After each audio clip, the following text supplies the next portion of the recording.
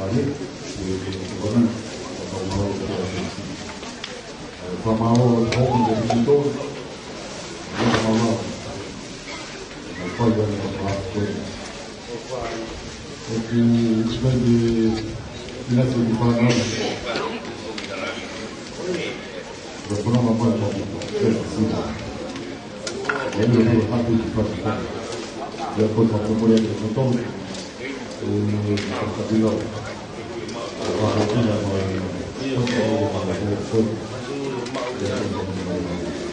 sama ada di itu pokok itu menurut itu bukan kalau itu juga ada itu macam itu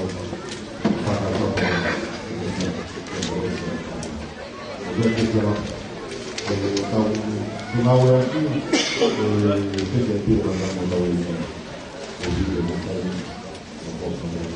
ya banyak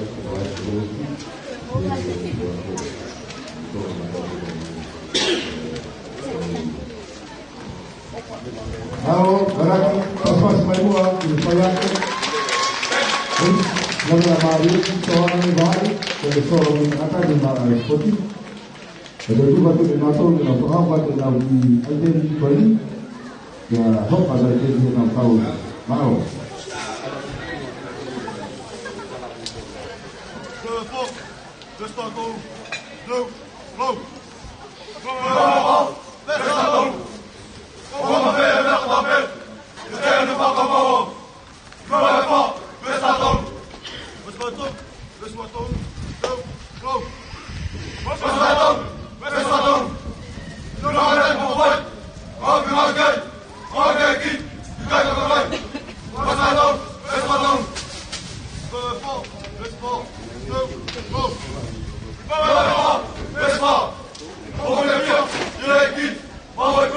Viens,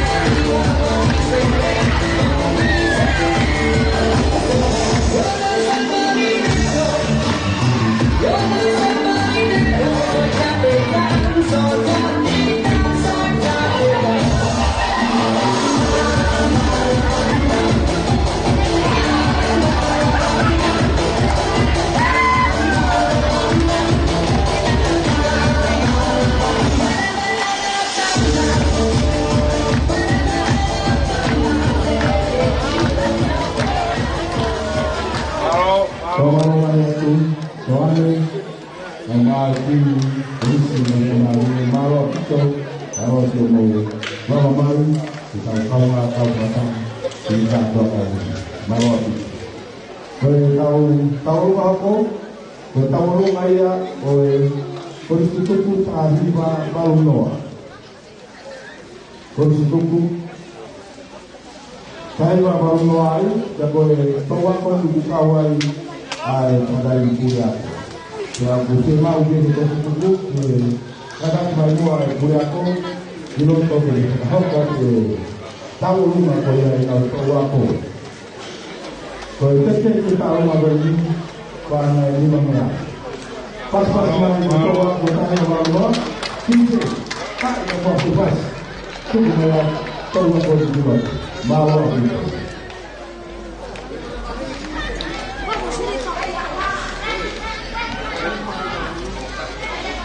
Dari warna, waktu aku ya waktu main sponsor, Hila hiwafa, tawa ko hiwafa. Kung na-sponsor may pagkata ng mga sota, sesmos bintara. Pagkas may mga dito, hila hiwafa, tawa ko hila hiwafa. Sino makay, mo ikaw, tawa ko buto ako yan, mga hiwafa, pero hila hiwafa. Teacher, kung magpapagpasi ang gawang mo, yun ang tayo na umanang natulog, maawin ko. Malu kamu malu.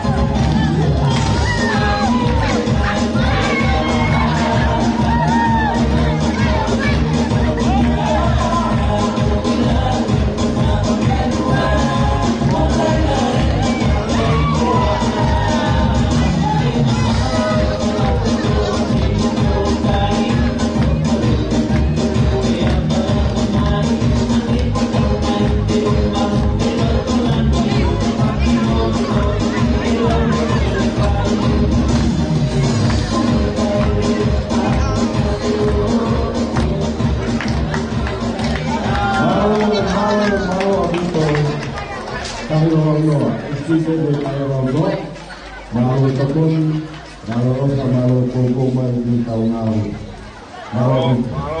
tahu aku tahu mai ai mau dia kawan kalau dia kawan kemudian ini tentu kita tahu maksud bahasa Melayu mau tekun mau dia kawan pada region yo bukan lagi kawan lepas lagi orang dunia tahu ada kawan itu aku berbuat ini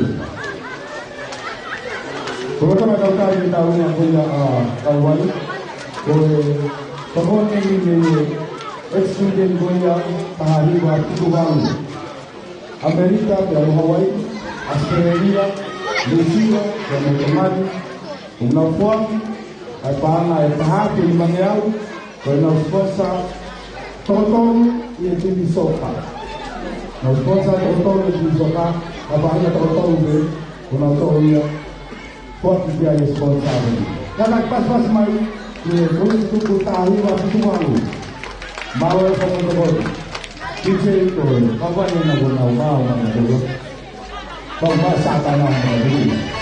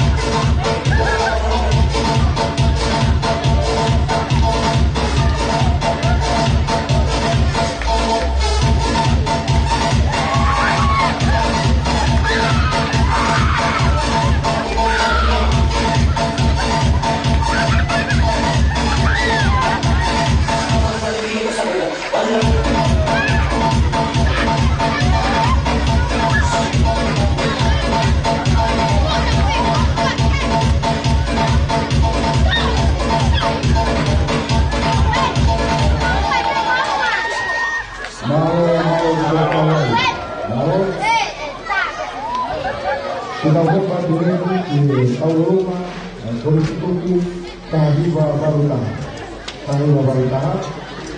Tunaomba kembali Malo.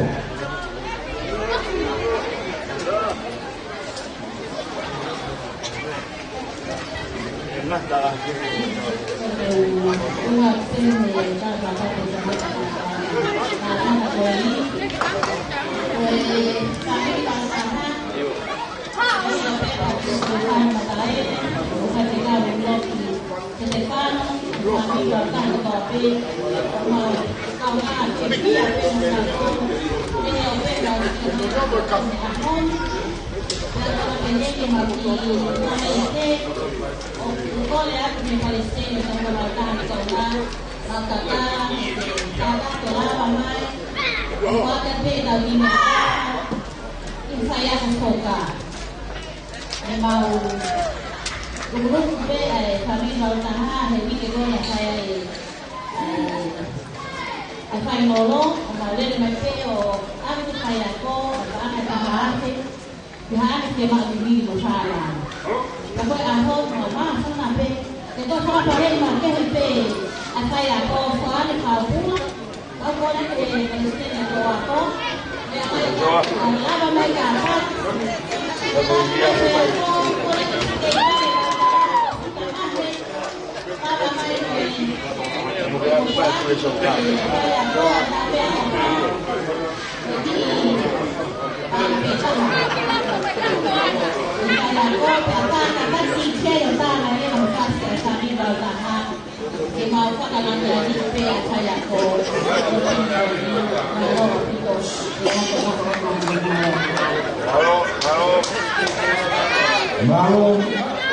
Malo itu.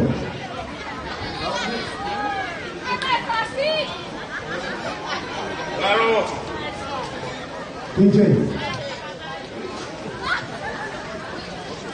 Boleh tu biasa hari ini kata mal atau tokoni goni buat mal pate de Paulo Amato por tokoni yang Paulo Pia Homa di Sipana wa Homa botoki na kamu amati dia kota Piau bana tahafu por tokoni yang di Paulo Pia Homa kata pas mai di tokoni dia DJ tu Paulo pasti tahun apa mau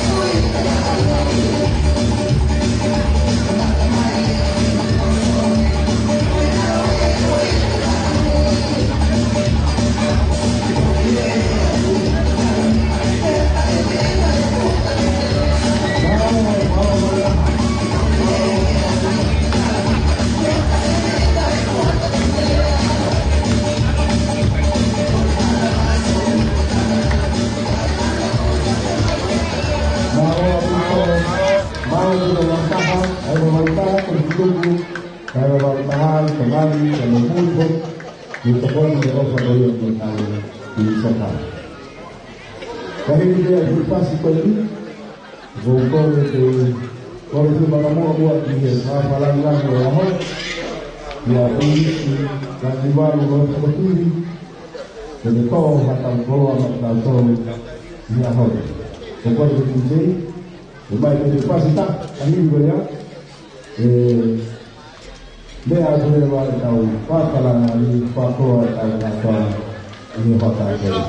Adi mo ia, obia ofa wakati mai koi tokonia accident kahina na lepo ni polisi ya na ke paya ko ke paya ko lepo ko sista Maria tomo komahe ba mai ni tokon ni ausoka ko tokon pe ai lepo ni soka ya ko ba bana di mangyang tomo ni Maria ki soka polisi manaku en pao ko sista Maria tomo komahe ko kahina ya mi lepo wa ko tahi wa no Malu aku toko di Marosa, dan kau juga kau seperti polisi, ya telepon kepada kau, kalau aku boleh kau nanti ni kau. Ini tak tadi pas boleh mahal, ofa bertemu dengan dia, sista dari yang toko memakai, malu.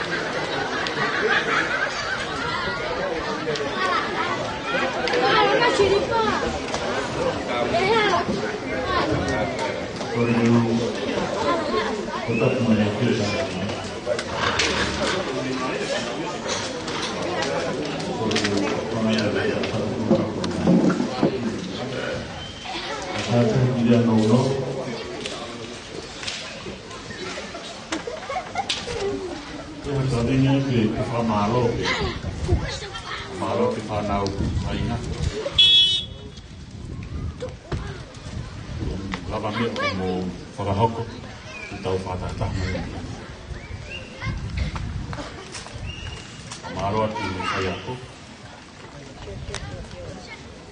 tiu sai, nak tahu.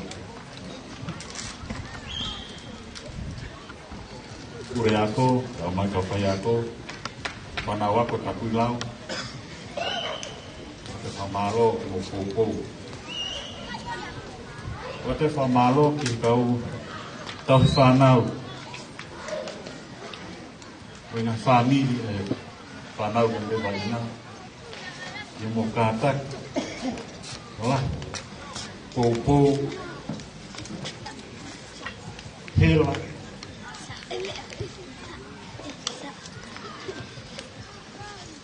Mo whakahoko.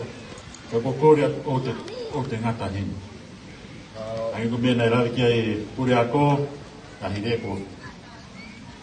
Mo atu. O lava mala e sporti. Toi na hokia. Atu tala monua ke mo to fanawa. Toi na tauni.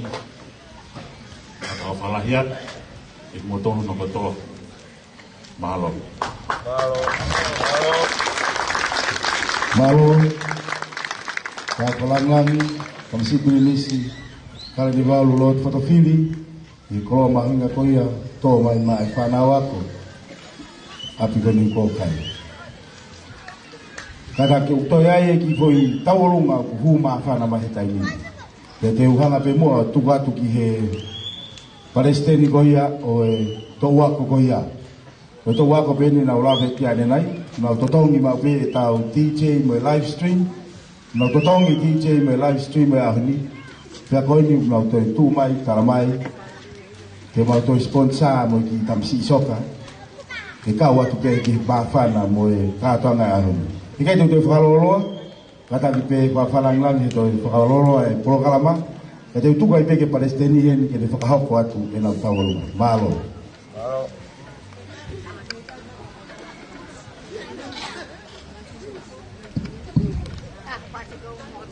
Tapu mo e watua mahmahu loto tatau, tapu mo e tamakihisi, kani waru kutofiri. Tapu ba mo hale papatai pada pam howe tapu mo e kau datai patere kau tapo hatawai kau matonga kaya bialahi ai pai mafana ba ko e lavame ai tau fanau makatunga e tau heni angai ko ngahile ki mua na tau heni pe ngai wiko ko mari watu ko lavame ai tau fanau tau to ihe ni pe ko ya ko la mea e tau whanau. Ia koe ahoi ia ngai ahoi ia wale ia tama. Aki mo tole ngai whae no ngai tamai. Wate ku whababalahi a te mo tole. Ko ngai tamai ka mai ko ngai whae. Au sia se tau whanau. E api ko niu ko kai. Ia mo korisi ko tāpui lau. Koe teki e mau ki taurunga ko whahoka te MC o ahoni. Koe pangani mangea o fuake pa mai tamasi kapteni. Koe mea au faya ai hiwawalu ko toa ko la ko kawan. Ko la tu ke kapteni ko na tinisoka pa tapu lau. Ke kata ki mai mo kiloto. Ke tau ka ma kau kata ha pakabia ya ki foi talu ngapa ni ai toa ko kawan. Ako kore atu kawan ko to ape hena mukata kimi amai kilodon. Wow. Moi lo kai take kawan na ke mai fish ni au ai. Ha. Mukata ki tu mai yolwan. Ke fa ko tau lunga. Paka heri ko ate tau toki ma tu ko maro. Maro. Malo bito, ko ki bui tu ape ki ingo apa ni? Itu wa ko ni kata kita. Mafalang lagi kita moe apa afe be batanga. Ko ingo ko ni ai grup ni ko kawan. Ko ingo pe ki kau ka to mai kau kai. Pa pa la ni wa kau ta. Ya na mau hingo ka kamani ko Palestinian go taki kawan na lava ni kis di fai en interview e konsela Amerika. Ya te yo ba interview ta Palestinian ba panganga ko de interview ba ko pe palang. What is your work in Tonga? Kaya ngawe Tonga. Betali ba leba ko ma panganga ke ma de Palestinian. I work in the Kawan. Ako yung kawan ko kauta. Ako mo ay kapala niya ko kapala ni kilo ko kawan. Ako to wa ko yung ni ko to wa ko yung ay kawan kada tinje tu ko bay mo ako ifasi ko ni ma ay kawan. Kaya hindi beli de koren ke travail padere, ke padere. Tu po ba ko kele Pai pe formaro, mo lo tu ku frau si ta po kalama ki ahon. Malo tu.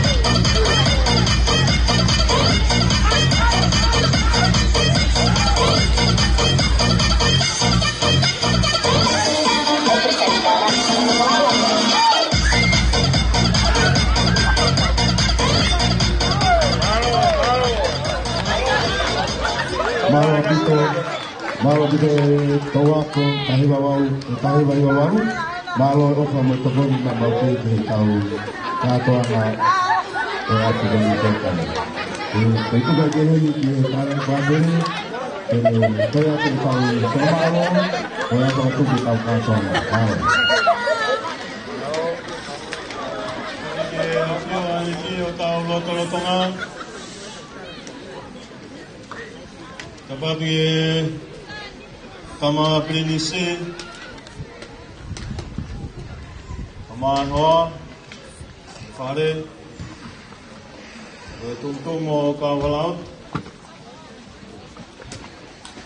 Ada kapag tarik tako, kama kawani, kapag ko kiki kuliah ko kulis kota Gulau. Sama si Kaupayat sebagai pengatua festival mau kegiatan sama si Kaupayat Bow ada festival ke tipikal yang ramai yang berpayah tapi sama foki yang berpelan yo abiako doku Kama si tau whanau, e a leo e whatapu, i he timihau e sotau, e polis kota Gulau, a e whaiako, kama kapteni, e tau kota pia e whanau vainga e tau kau soka. Ta e atape ke Piliotea e tau tekelau, na e te kau iau e pure ako ki o ano priotea e te ke lau i mama i e wiki kōsi kono inga e nakai ke futui e maa pe mo soka ka i e hiri koe ano priote Kaya toi kānge tamai ko toi maa mo soka. Kaya ko tui lahi pe ule ako ka maa si ka whai ako. Ko risko tāku lau. Ko e tau tiri o te he ama koe. Kaya alu e historia na e kuna ka whakafa. E malai si poti. Pea he kai ke toi lawa ia o toi ngālo a taimi, kono mi ngā, kono makehe. Ai soka pea mo e kapuru, ka mai neti polo, ai tamai ki lawahi. Pea wangepe ko ngā i whahua. Ko e historia ai, mahalu tau silai ai ke ia, ke whae ke tau kātoa, o e siperi koula e api a ko. I e wanoa ua ni ma. Ea tau whaftai pe ke o toa, i e tau ausia, i a taimi, a e historia pe he. Ea tau whamalo a pito ke pure anko, ea mohono mafu, ea mone moui, tau pehe ko toa pehe tongan, kua osko toa ene moui e koris ko a poho. Ka koe na ne kei katoa ke a e toenga katoa ene moui, ka koe ni une omi pe ke koris, na e whaiai a e whawhai mama, ki ene moui, ka koe koris ko tāngu lau.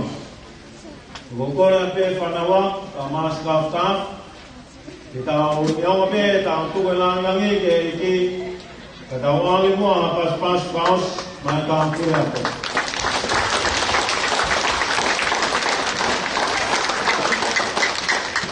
Tau patwasi ai pe, tau tini soka, me kuna ai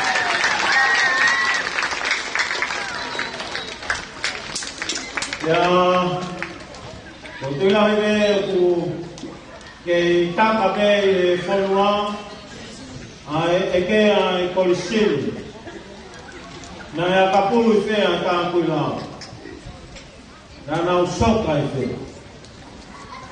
Kalau hang sama sok historia me Brazil, o omi ai kari toton. Kani ko ia pere nagai ia tahaya e whanaui ko tangata ka pulu e ko tangata so. Ko malai sipoti, ko malai te ia te nawa. Ko tuilai te tau kuri mātu ko aki te a e lau ko ia e kaptenia koloa. Na e sai au tope nau te teu, Kanai lahiang e whenga mawa tākui lau. Ngoi ai whai atu sok, kapten, whamano atu ai whenga lau. Pea, ko tawa sia, a historia, ke au tohi. Pea kai ke toi ngāloi a tau tangata.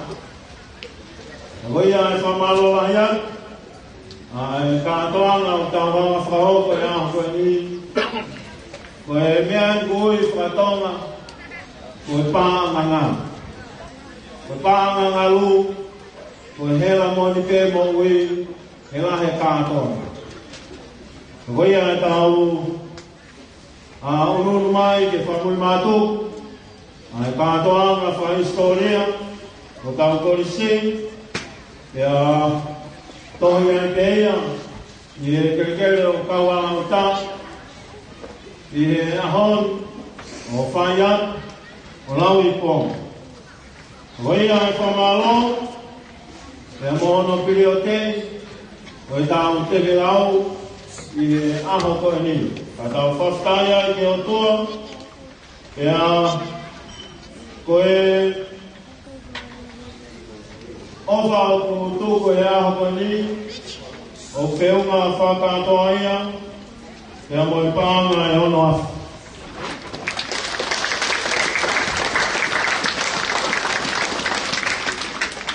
Tau whaftāne wa ki o toa. Tau whaftāne ki o toa a ki a ulantulofola e aho koeni e tohi a Paula ke kai kolose. Kako tuilahi te, ko ngānu tōku ia, ko e tau tātoa, ko e ngāhi aho koeni. Nā tāla e Paula, ki e kakai kolose, ko e ni pēa e aho, kia mōru ngānu mō me ni. Ko mea kutotoa te, nā e whāu ia, i an Jesu Kristo, e koe whāwhikarianga pēia, ko e tau mō ui, e nā e whāu kutoa pēia, mā Jesu Kristo. Ka mai mātu kai ngā, whaktāia o manua māre, e perikere tukoa. O e ako, ka wāauta o e ako niu kō kai. I e ngāhi au sia o toa pē, mo tū mounga, i e mai sipati, ai mau whānau. Me ne polo, ka mai aka pulu, pia mo sokāwho. Ma te kāki pē, ka mai o toa, whakatāpe ke naua paula, nei whāngotoa a Jesu, ma Jesu. Ka koe nāngi pēia, mo koloria, mai pē e ofa e afion. Ka mōni pē ka mai atua e lawa e maunione a koeni. A kere koloria koe lahi, ko iai ai o whā ka mai atua, ke ai lawa ai, ai ngāhi mea ala. Ko whawhikarianga e ka mai atua o la mauna maari e. Ka mai atua, si mau kaumāti a ki me e o pē. I pāmi a te ngātoa ka mai atua pe tāna tue kina. Ka maa ka mai atua e tōna katoa pēre ka maa te aki. O koisko tāna kuinau e tāpa ke o tongani. O moi pē mō ki ngātoa ka mai atua te a whionu. I maa kei maa pē ka mai atua e maa whana e o whana. O ia ka mai atua pe a honu e ka hao se maa polisi.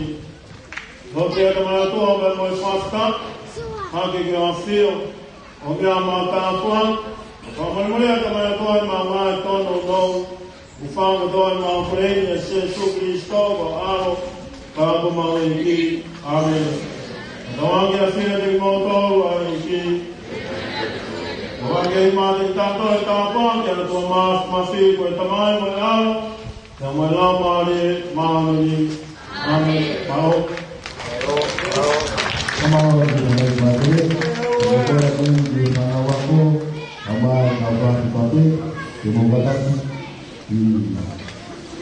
mau tahu belum ada dia tahu masalah ini, kita tunggu, mau, kalau kita semua ini tahu masalah ini, nanti kita tahu sini, dan bisa masuk, mau.